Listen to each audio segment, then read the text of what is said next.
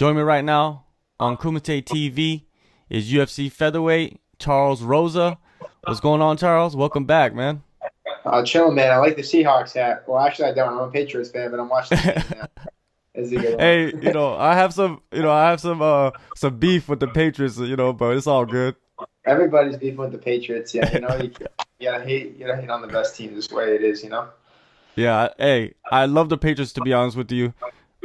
Tom Brady, the greatest quarterback ever, probably the greatest player to ever live to play the sport, man. It's incredible that we get to watch him. Yeah, no doubt, man. I mean, he's been killing it ever since I started watching football, and I was like 10 years old. So Yeah. he's a legend, man. There's no doubt about that. Yeah, man. Let's talk about, the last 2 years. How was it? Was it difficult for you to field all these questions from people? Because I know people have been asking you probably, when you go around and corner guys and stuff, and they're like, Charles, man, when you coming back? What's going on? Yeah, man, that's the toughest thing because this is what I love to do. This is what I've dedicated the last 10 years of my life to, and it's definitely hard because sometimes I feel like a liar to people when they're asking me when I'm coming back. They're like, "Oh, Charles, because in my head I'm thinking every week that because basically what happened is 2 years ago, I suffered an injury. Doctor said I wasn't medically cleared. So basically every week, I'm trying to get medically cleared, trying to do physical therapy until the physical therapy tells me I'm ready. So anytime someone would ask me, I'm like, yeah, I'm fighting. I'll be fighting in 3 months because I'm expecting to get cleared. So they just kind of had to string everyone along, and they strung me along until finally, I did enough physical therapy. I got strong enough and all my, full strength. And man, I think maybe it was a blessing in disguise because a lot of the things that I neglected in my career, like strength conditioning, strength training, and all that stuff, and like really taking care of my body with like the things I neglected. Like I just love training. So for like 8 years straight, once I found jujitsu and found MMA, all I did every day is train jiu-jitsu and MMA. Even on Sundays, I would try to find what gym or what place I could go on Sundays. So, I mean, I kind of became addicted to it, man, and I just did it so much that, it kind of fucked my body up a little bit. But the fact that I'm back now and I'm healthy, had that little layoff, and, I feel stronger than ever. UFC 220, you're pulled from that event due to a neck injury. That neck injury was from 2 years ago. That was the original injury. Now, see what happened is my eighth pro fight, I forget it was against Brian Van Arsdalen. It's on Access TV. I got him in a nice triangle, and he slammed me on my head. And I still somehow was able to survive it. I ended up armbarring him like a minute later, but like I don't even remember how I got the armbar. Like I just remember being like, I thought I was concussed. I didn't know what was wrong with me, and I did suffer a neck injury from that thing, and I didn't from the slam. I thought it was actually if you watch it, it's definitely like an illegal spike, like spiked me right on the head. But he was just trying to get out of the triangle, so I don't know how intentional it was or not. But I was still got the win. I went to 8-0, all first round finishes. Then I fought. I was out for a little bit from that. So I was out for like 3 or 4 months, but I got right back in there and fought again, got the W, and then I was 9-0 with all finishes in the first round. So after that, I got a call about 4 months after I was 9-0 as a pro. Fighting in CES up in Providence, Rhode Island, I got a call from the UFC to fight Dennis Siver in Stockholm, Sweden, on 5 days' notice in Stockholm, Sweden. So he was the number 9 guy in the world at the time, and man, that was the call I was waiting for my whole career. Like I said yes, of course. Flew out there, fought my ass off, got fight of the night. But basically, what you're asking the question, yeah, man, I've had this injury that was affecting me for a long time, and I never treated it. So finally, it's treated. I was having muscle atrophy of like my upper body and like my pecs and stuff, and I didn't really notice it. I just thought like I wasn't a strong guy, like I didn't really know. But now that the doctors fixed it, everything's good. I did enough physical therapy to get my strength back. I feel stronger than ever, and they've even been able to test my strength from like when I started physical therapy to when I ended, and the numbers have over doubled. So I'm really happy about that, and I just can't wait to show the world what I'm, like the real Charles Rosa, the one that got me to 9-0, the one that won 19 amateur fights, So you guys are in for a treat for sure. Just hearing that, man, it just like blows my mind. Like you were Yeah, fighting with a neck injury, and you weren't as strong as you can be. Now you are, yeah, you are 100% now, right? Going into this yeah. fight. No, 110%. If you put it like one way, literally, like I feel 100%. I feel strong. Like I can lift more. I just feel it, And I don't know. Yeah, someone just called me, but no, it's good. Yeah, I can feel it. It's special, man. And the fact that like I don't have it, yeah, the fact that I don't have the injury anymore, it's gone, it's taken care of. I've built it back. Is man, this is what I've been waiting for. So I'm excited to get back in there and show the world what I can do. Because basically, I mean, I had three fight of the night bonuses, and I feel like it's because I was a little bit injured. I'm tough as nails, and I have the technique and stuff, but I can never get that power to really hurt somebody and knock them out. So even the doctor said to me, he's like, I think it's like a miracle you're even able to compete at that high level fighting these guys. That's probably why you're a submission specialist more, because like my grip strength wasn't affected, but my punching strength was affected because of my pecs and like my triceps. So he's like, man, I can't wait to see you like get back in there and stop banging again. He's like, your power is over doubled, like just on the system that we have. Never mind, just being because they have like I think they call it a barometer. I believe it's like a barometer, but they have these things that they test your strength. And like when I first tested it, it was the number doubled over the period of 6 months, and that's just not that like I'm huge into like the numbers and the science and how much people can bench and all that stuff, because like that's not I know it's MMA, it's not like weightlifting contest, but just to see the numbers change really gave me a lot of confidence just from that end of it. Yeah, definitely, man. It must mentally it gives you a boost, man, after being so weak for so long, and now Yeah, you're just like basically Captain America in some ways, right? When you get in there, you yeah, that's feel how that I feel, way. man. Man, that's how I feel. I feel like I got fully recharged and I got that superpowers. I got my power back in my hands. I had a couple good, like I just remember like I wasn't really dropping people after that injury. Like I would always drop people in the amateurs and in the fighting the pros. I had a couple knockouts, like nice, good right hand knockouts, and after that injury, I just never really hurt anyone with a punch. I've hurt them with kicks and stuff because like the kicks weren't affected. But man, I'm just so happy that I got that power back and I got my strength back and I'm cleared and I feel good. I'm confident. My body's healthy. And man, you're gonna see, the child Rosa I promised you when I got signed to the UFC. You're gonna see what a world champion looks like, and that's what I'm coming for. So, it's starting with Manny Bermudez October 18th in Boston, and I mean, I'm 2-0 in the Garden, 2-0 in Boston, looking to go 3-0, and got that home court.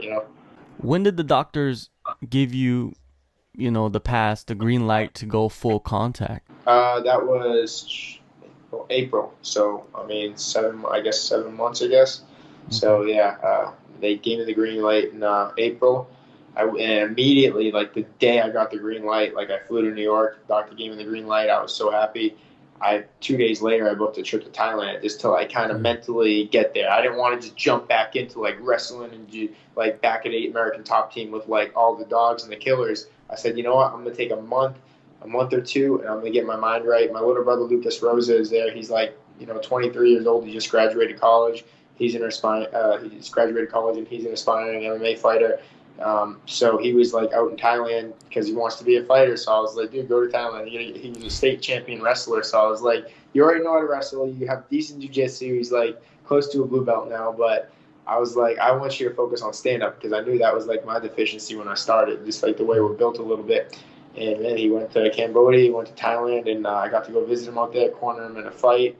And he's on his way, and it also helped me mentally just being able to get back on my feet. So like I remember my first sparring session in Thailand, I was like pretty good, and Thailand the guys are a little bit skinnier, more technical. So it was more technical, like hard sparring training rather than like having to go with like the real athletes, like the American athletes, like American Top Team. The guys are all beasts, or the Brazilian guys. So Thailand was a good start for me, and I'm happy I got to go there and it got my confidence back. I've been out to Thailand a few times, man. It's a different atmosphere, compared to like, I've lived in the States, I've lived in other countries in Asia too. And Thailand is just a different environment, a different atmosphere for fighters, especially because I've been out there watch fighters train and fight, and it does kind of give you kind of this, I don't know, it's weird. Like it could give you like this a boost in a way where you kind of lost your edge, but then you could go over there and kind of get that edge back. Yeah, I mean, it kind of gives you that special feeling just being there, man. Like, I go to, like I'm open to everything. So I go to like visit all like the temples. I would go like do all the different things, just kind of like go with their customs. I wasn't like, oh, this is how I am. I do my thing this way. Like I would just go with their customs. I would eat with them. I'd cook with them. Like I just lived like a Thai fighter. Like I remember one of the Thai kids, like I picked him up to go to training on the scooter one day, and it like shocked me the place that he lived in. I'm like, man, this is where you live. Like it was like basically like a shack that I could have built myself. You know what I mean? I'm like, this is like where you sleep. Like, this is your home. He's like, yeah, dirt floor. You know what I'm saying? Not even like, like not even like a floor. And that's like kind of this type of stuff that like helps me be grateful, keeps me humble, and just like realize like, man, these people would give their life to be and have the opportunities that we have here and be able to make money doing what they love. And I mean, the guys are able to fight and do and support their families in Thailand and do that, but it's just a different vibe and a different feeling. But I'm happy I was able to experience it. Now, you're going back to Boston. You mentioned earlier you're 2-0 there already. The last time you were there, you took out Kyle Bogniak, a guy that is, a gritty And fighter. You've seen his fights, right? Your fight. When you're out there in Boston, how different is the atmosphere for you when you're competing there? well, it's like home, man. I mean, I'm not just 2-0 in the Garden. I'm 7-0 in New England. I was 5-0 fighting for CES with all first round finishes. So I mean, I was, on fire there. That's the city that raised me since I was a kid. I graduated from high school there, went to school in Providence, Rhode Island, got my degree in culinary arts as a chef. So, like, I played hockey there and stuff. So, like, this is the place I grew up in. So it just gives me, even just the feel and the smell in the air, like, it's just, I don't know how to explain it, but it's just that feeling you get when you go there, man. Like, when you look at the newspaper and, like, you see, like, the Boston Herald, the Boston Globe, and then you maybe see an article with you, and it just brings back those feelings. Like, man, this is where I want to be. It just feels right. I mean, I went to games as a kid, watching the Celtics and the Boston Bruins. I'm a huge Boston Bruins fan. Watching those teams play in the Garden and stuff, and to be able to walk out there. The first fight before we had the Reebok deal, I got to walk out in a Boston Bruins jersey with my name on the back, man. And, like, for me, I don't know if anything can top that. The only thing I think that could top that is winning the belt maybe in the Garden one day. But yeah, man, it's a special feeling, no doubt. So I mean, I'm happy to experience it again. And I mean, looking to stay undefeated there, no doubt. You're facing Manny Bermudez. What are your thoughts on him and the fighting style that he brings to the cage? Yeah, I mean, man, I definitely think Manny's a super tough, formidable guy. I mean, he's a well-known tough guy from Boston. Came up fighting in the rankings, had a good amateur career, good pro career. Very similar style to me, like when I was like an amateur or beginning pro level, like really nasty submission jiu-jitsu all over the place. But I was good enough my first pro fight to fight in the UFC. I mean, I don't doubt that. Like, I got to 9-0 and stuff, and that's why I fought so many amateur fights. I was 19-1 as an amateur. Everyone's like, why'd you fight so many? I mean, first of all, because I love it, but first of all, because my coach Charles McCarthy wanted to make sure about my first pro fight I was ready to fight in the UFC, because you see how fast it can happen. You can go 4-0 in 6 months or 5-0 with all finishes, and then you get the call on short notice. And once you get the call, you could win. It could be you beat a top 10 guy, and then you're right friggin' in top 10 in the world. And it could always happen within a year or two, and it happens fast. I mean, you saw Cody Garbrandt did that. He came up, man. He got to 5-0, first round knockouts, boom, right up all the way to the title. Like, it happened so fast. So I wanted to make sure I was ready. So I just can kind of compare myself, like, to how I was then. Like, I was a submission guy. I was just always diving for submissions, nasty triangle, finishing arm bars, like guillotines. Like, that was just the way I was. But my striking was so low level, like, but I was just tough. And I think Manny's super tough too. He can take a shot, and he's able to get in on these guys. But man, he's gonna find out when he come October 18th in Boston. Like, he's gonna find out there's levels to it. Guys, I've had to do so much hours and hours, like just as many hours I spent on the mat training jiu-jitsu, I've spent in Holland training Dutch kickboxing, in Amsterdam, and like with the Dutch kick, I've gone to Thailand, trained Dutch kick, trained Muay Thai with the Thais. Like, I've spent years of my life, dedicated to just striking also, on top of the years I had jiu-jitsu, and then mixing it all together at the best gym in the world, American Top Team. So I just feel like he's a little bit behind in a lot of areas where we're going to be fighting. I think he's formidable. I think he's tough, and I mean, I do have respect for him, but man, there's no doubt he's going to be in over his head. I'm going to show the world, I mean, what I'm capable of. When you got back from Thailand, you probably hopped right immediately into the fire at American Top Team. Yeah. Who are your main coaches that you work with down there? Because there's so many high level coaches there that you can learn from. Yeah, man. That's the beauty of being an American top team. I got guys from all over the world, guys from kids from Brazil. I love training with the Brazilians. All my buddies there, like all the kids from all over the nation, all over the states, like the best guys. And they don't just let anybody on the mat. They're not just gonna like kind of let you come in, like pay the mat fee and train. Like you have to be good enough to be on the mat. So, man, I've gotten to work with for years. Like my main coach is Mike Brown, Charles McCarthy, former UFC veteran, coming off the Ultimate Fighter show. He's like my submission specialist. Mike Brown is like my MMA coach, wrestling coach. He's he won Coach of the Year, and he's one of the best guys, man. He's been in my corner all the time, and I've also been working with Roger Carl, who's one of the amazing striking MMA coaches. Like there's so many good striking coaches. Like I have good boxing coaches. I also work with John David Jackson, who is he's one of the top boxing coaches in the world. But you need a coach like Roger Carl that can really bring it all together. That can bring your kicks, that can bring your framing and like the distance. Like for when people shoot in on you, you can't just throw a right hand. You got to be able to frame and make distance with kicks and stuff like that. So Roger's really been exceptional, being like a striking MMA coach. So, I mean, I feel like I got all my bases covered. I got Charles McCarthy for my jiu-jitsu, submission grappling, Mike Brown for my wrestling MMA, and I got Roger Carl for my striking. So, and then on top of it, you get all these other coaches that are there. Like this one guy I've been working with a little bit is Anderson Franca. He's one of the head coaches for, Marlon Moraes and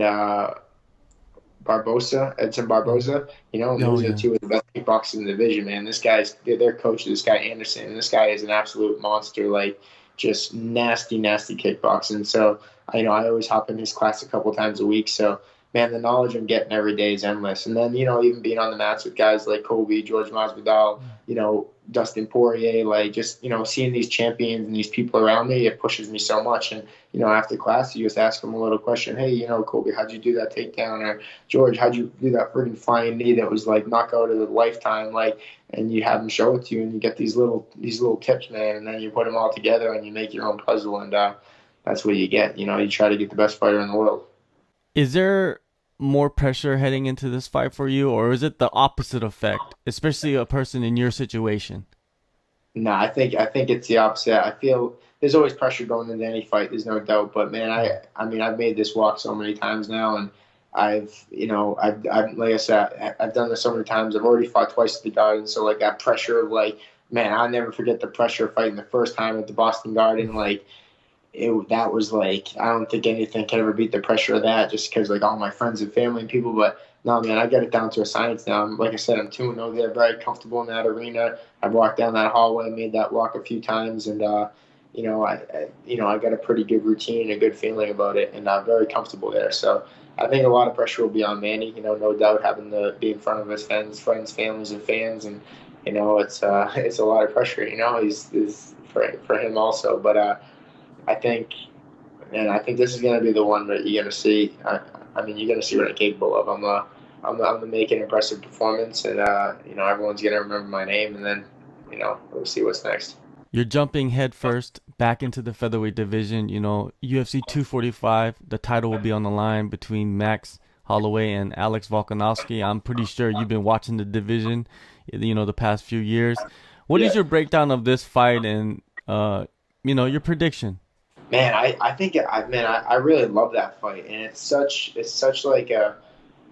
a crazy fight like to watch. I just feel like they're such opposite styles. You know what I'm saying? Like Volkanovski's. I was actually supposed to fight Volkanovski one time. Like I took it on a short notice and somehow it fell through. I got the contract, signed it, and then like the day later they changed it. So I almost got my hands on him at one point, but um, I just think like Max Holloway, man, is just such a durable, tough guy, and it's a 5 round fight, obviously. So if it was a 3 round fight, I might think a little bit different, but I'm just not sure that Volkanovski has that cardio that that Holloway has, man. Holloway's cardio and that pace that he keeps, like similar to like that Tony Ferguson style, where man, that guy can just bang and fight and fight and fight for as long as he can, and he doesn't get tired. And that 1 second that someone gets tired is what wins a fight for somebody. I mean, Frankie Edgar is one of the greatest fighters of all time, and like he almost was starting to dog Frankie. Like Frankie was going for takedowns, like